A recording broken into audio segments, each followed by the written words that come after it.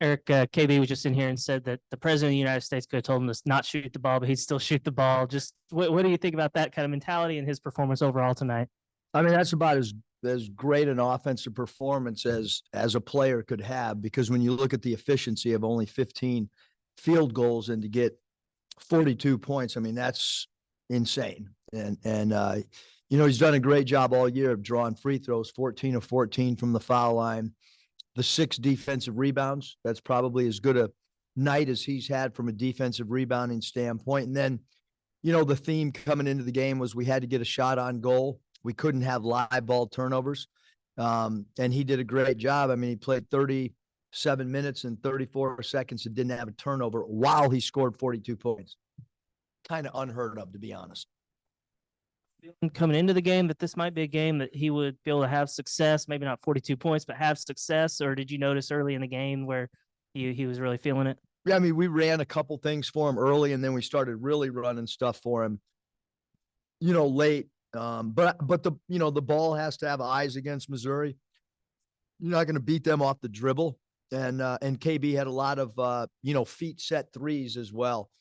And then once he got, cooking, it was just a matter of trying to space the floor and kind of let him go to work, much like we have done with Mason and some other guys.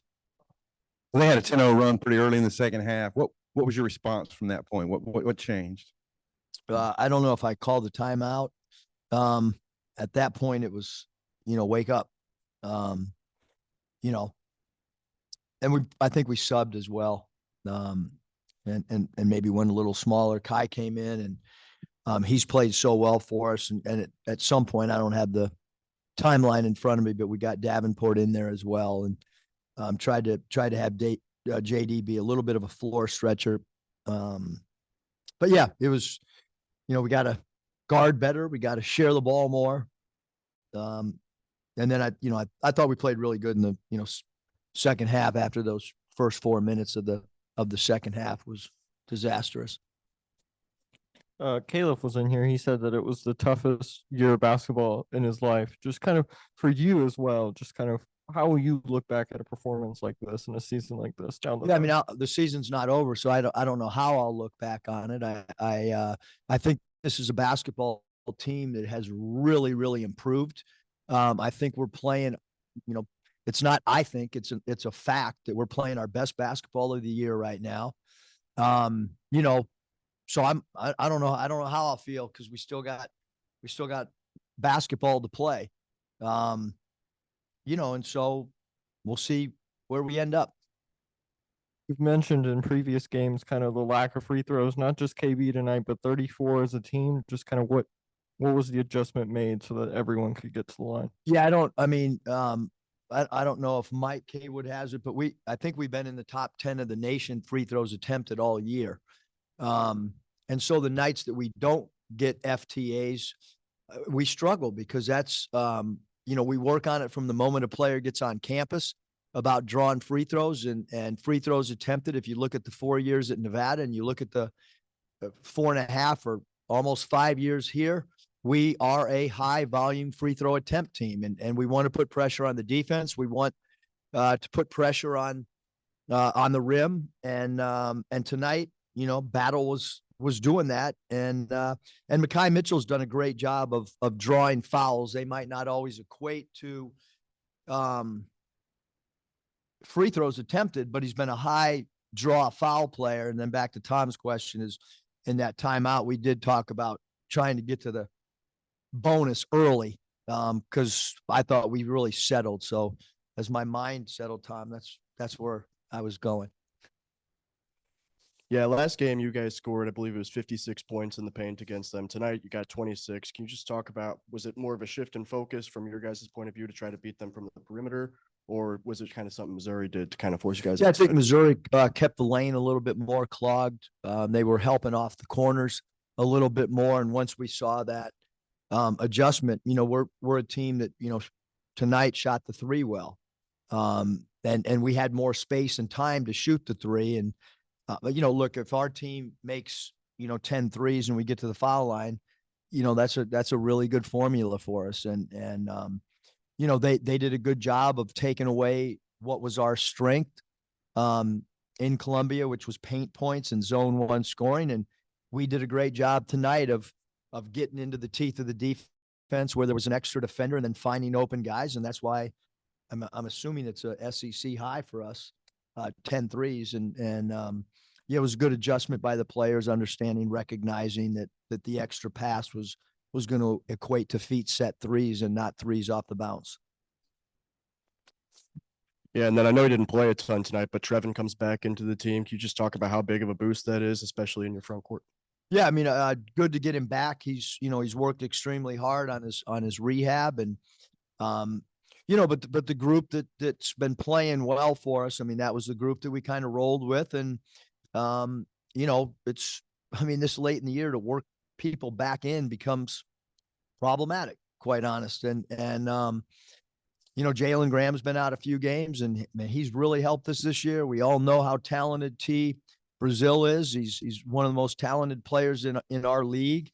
But we got a good flow going right now. How long that lasts, I don't know, but we're 4-3 in our last 7, I think. And, to be quite honest with you, we should be 5-2.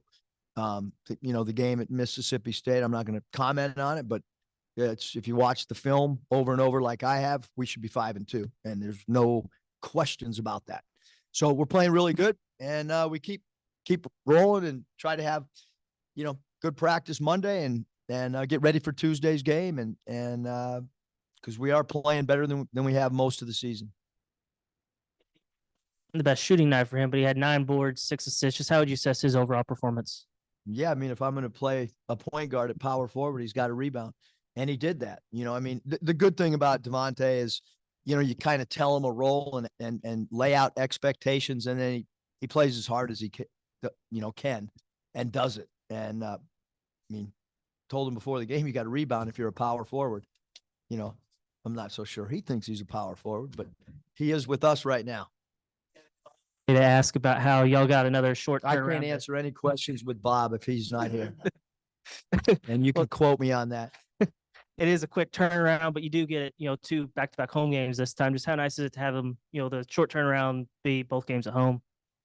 Yeah, I mean, it's I wouldn't mind being on the road because my daughter's got dance in Branson, so my wife's going back and forth, and I'm kind of alone at home, so it'll give me a good time to watch Vanderbilt tonight, all night, early game. So we got about 8 hours left before bedtime to digest Vanderbilt. But I do think it's really good. I think that, to be honest with you, I was concerned going into that 2-game road trip with Mississippi State and A&M. One, because they're super physical, both teams are really well coached.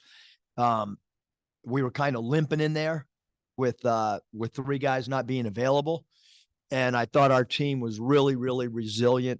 Again, we all want to win every game, but the way we played at Mississippi State was, you can't fault the team when they lay it on the line. So staying at home, not having to get on a plane. I think we got some guys that are a little bit sick too. So hopefully, they get a Z-pack and feel better. Missouri, this is a program record number of losses for them, but I guess in a way they fight.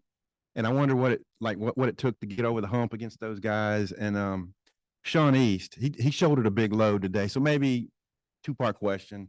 Missouri's still fighting, and then Sean East. Yeah, I mean, Missouri is a tough team. They're a veteran team. You look at their lineup, and Noah Carter, a starter back from last year, Nick Honor, a starter back from last year, Sean East, a starter back from last year. Aiden Shaw was a really good freshman last year who provided energy for him. You add a 5th-year player in Connor Vanover, who's got a lot of experience, and then Bates, number 2, is good a transfer in our league. I mean, he led our league for scoring for much of the season. So a talented team and a team that continues to play well. I thought they played a great game watching the Tennessee game on film. I thought they played a really good game at Ole Miss, led even with about 9.5 minutes to go. So a team that's fighting, playing hard, and they can beat anybody on any given night. There's no question at all. Only fellow we both know wanted to know if you've seen any of Vanderbilt yet, and facing Jerry Stackhouse and Vandy on Tuesday. Yeah, Vanderbilt, the two guards, Manjon is really good. T. Lawrence is a guy that can really score the ball. He's got good length. Transfer from Notre Dame that's done a good job for him. And like I said, I mean, I'll really dive into their, I watched the end of the Florida game just now before I came in here and before I did radio. But I got a lot of time with no distractions. Dogs are at Hounds Lounge, Danielle and Mariah and Branson. So zero distractions for me not to be ready to rock and roll Tuesday. Thanks, guys.